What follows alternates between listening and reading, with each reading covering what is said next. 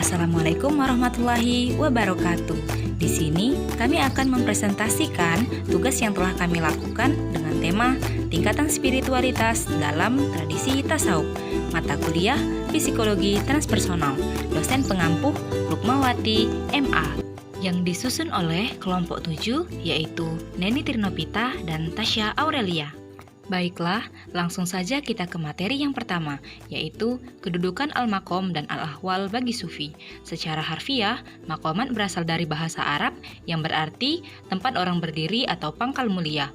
Istilah ini selanjutnya digunakan sebagai jalan panjang yang harus ditempuh oleh seorang sufi untuk berada dekat dengan Allah. Dalam bahasa Inggris, maqamat dikenal dengan istilah stage, yang berarti tangga. Harun Nasution menyebutnya dengan istilah station. Materi yang kedua, kita akan membahas tentang al-maqamat dalam sufisme. Maqam didefinisikan sebagai suatu tahap adab atau etika kepadanya dengan berbagai macam-macam usaha yang diwujudkan untuk satu tujuan pencarian dan ukuran tugas masing-masing yang berada dalam tahapannya sendiri. Ketika dalam kondisi tersebut, beserta dalam tingkah laku riyadhah menuju kepadanya.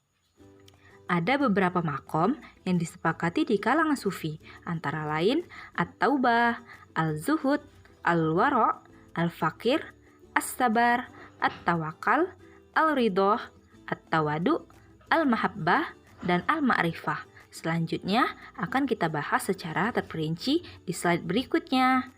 Maqam yang pertama yaitu maqam taubah.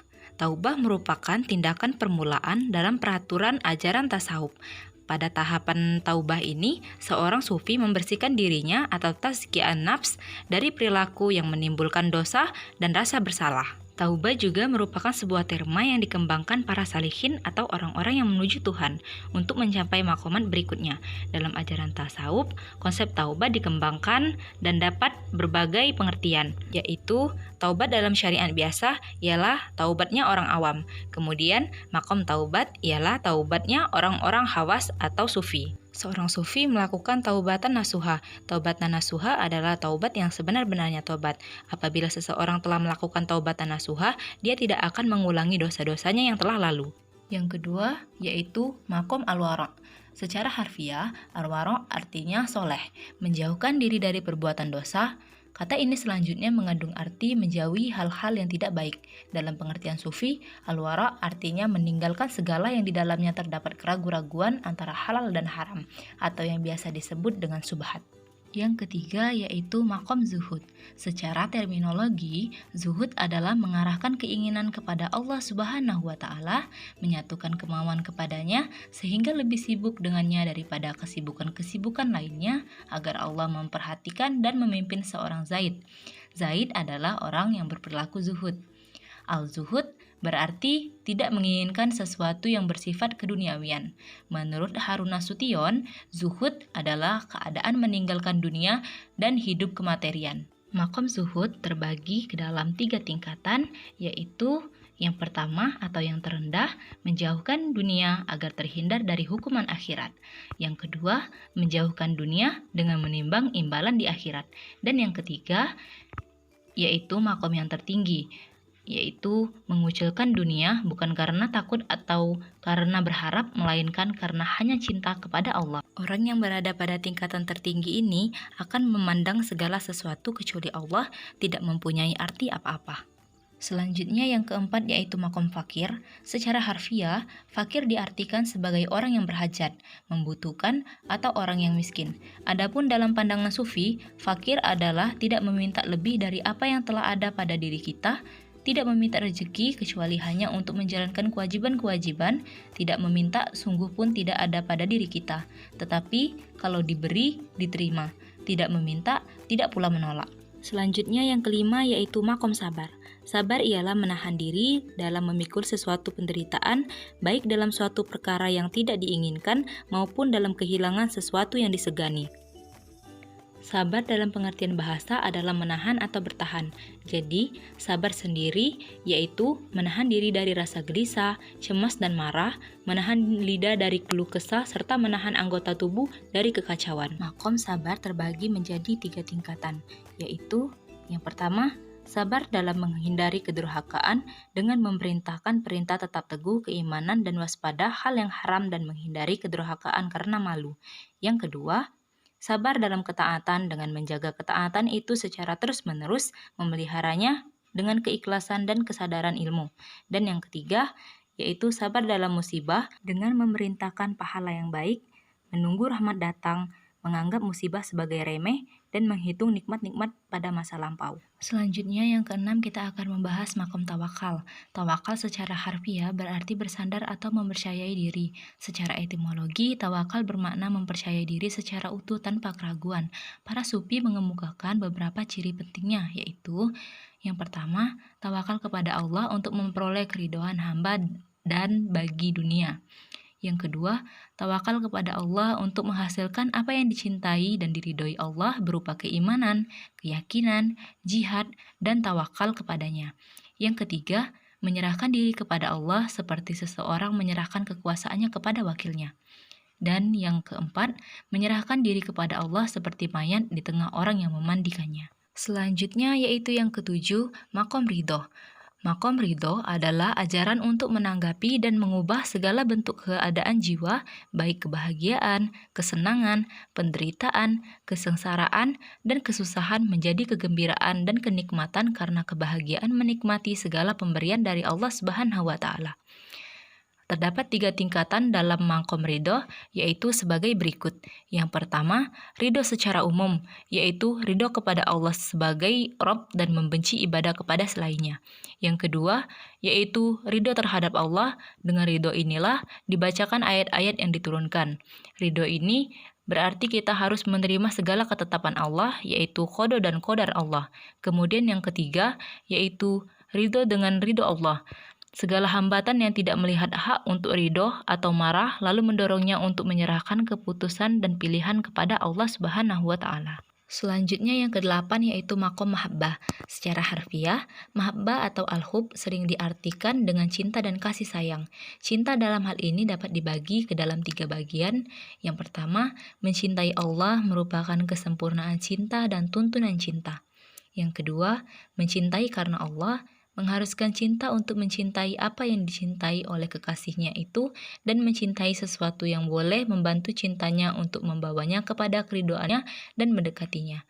Dan yang ketiga, mencintai sesuatu bersama Allah adalah cinta yang berbentuk syirik yang memasukkan hal-hal lain ke dalam muatan cinta.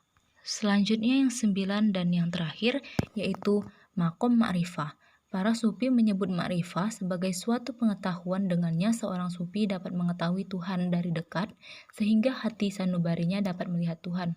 Oleh karena itu, mereka mengatakan, kalau mata yang terdapat dalam hati sanubari manusia terbuka, mata kepalanya akan tertutup dan ketika itu yang dilihatnya hanyalah Allah.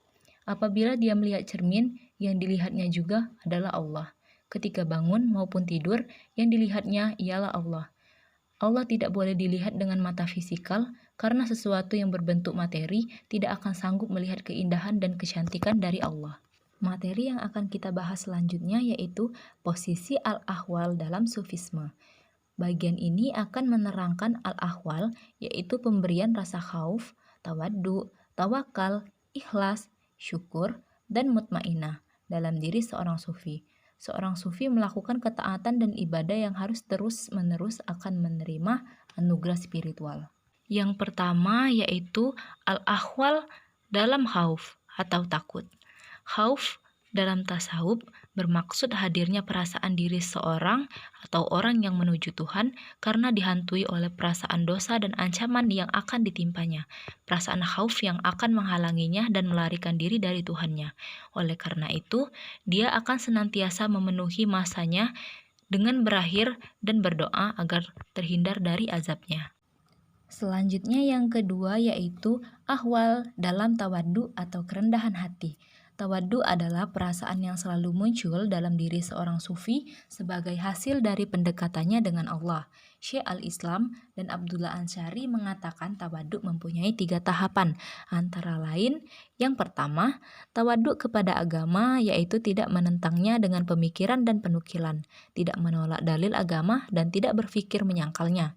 Yang kedua, meridhoi seseorang muslim sebagai saudara sesama hamba Allah meridhoi dirinya, tidak menolak kebenaran sekalipun datang dari musuh dan menerima permohonan maaf dari orang yang meminta maaf. Dan yang ketiga, yaitu tunduk kepada kebenaran Allah dengan melepaskan pendapat dan kebiasaan dalam mengabdi, tidak melihat dalam muamalah. Selanjutnya yang ketiga yaitu ahwal dalam takwa atau pemeliharaan diri.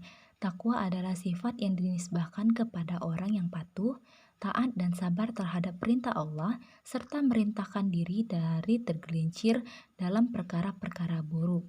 Dalam tasawuf, takwa merupakan kondisi batin yang terpelihara dan berada dalam pemeliharaan diri karena ketaatan dan kesolehan seseorang kepada Tuhannya. Seseorang bertakwa akan senantiasa berlaku benar, adil, amanah, dan mempunyai hubungan baik dengan lingkungannya. Selanjutnya yang keempat yaitu ahwal dalam ikhlas atau ketulusan. Ikhlas adalah tindakan murni yang tidak dicampuri oleh perkara-perkara lain.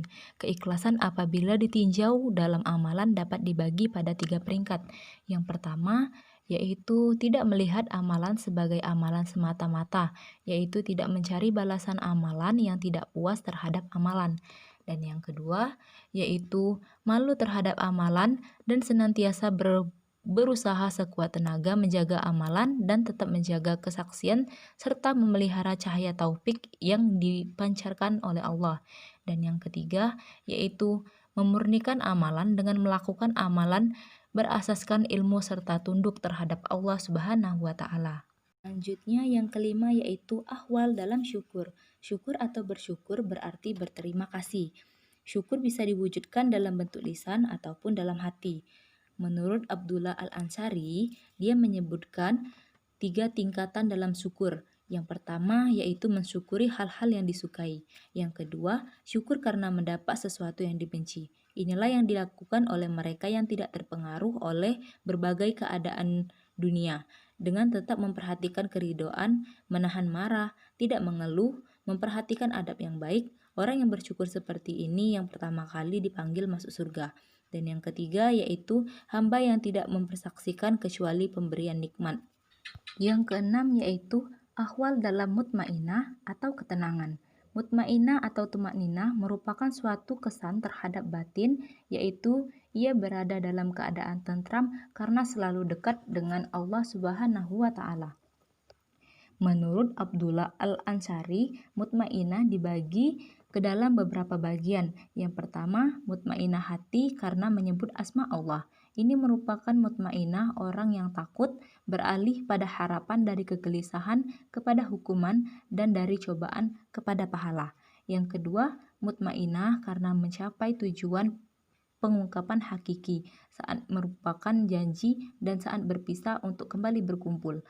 Kemudian yang ketiga yaitu mutmainah karena menyaksikan kasih sayang dari Allah.